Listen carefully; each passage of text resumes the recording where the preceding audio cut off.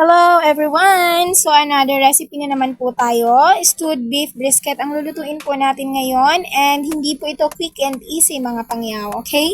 So medyo matagal-tagal po ang ating recipe na ito ngayon. So as you can see nga po, ginayat-gayat ko po ang ating beef para po sa starting na pagluluto natin.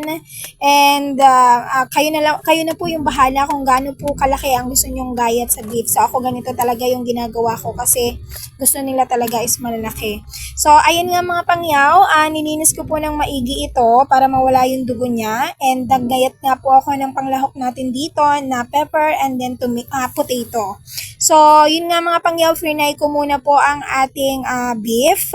And then, after po na ma-fry yung beef natin, kailangan ng mga pangyaw is mag-change yung kulay niya. Mga pangyaw ha, yung color niya bago po tayo mag-add ng another ingredients dito. So, kapag ganito na po yung kulay niya mga pangyaw is mag-add tayo ng water.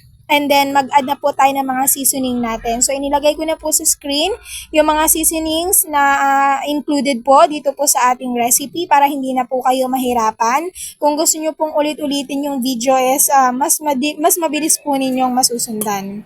So, actually mga pangyaw, ang lasa nito is depende sa inyo. So kung ang lasa is hindi patok sa panglasa nyo, pwede nyo namang dagdagan mga pangyaw. So yun nga mga pangyaw, i-boil nyo lang siya ng 40 minutes mga pangyaw. Then kapag ganito na yung itsura niya, i-add nyo po yung ating potato. So kapag po na-add na natin ang potato, mag-steam tayo ulit ng another 20 minutes. So ganito na po yung kakalabasan niya.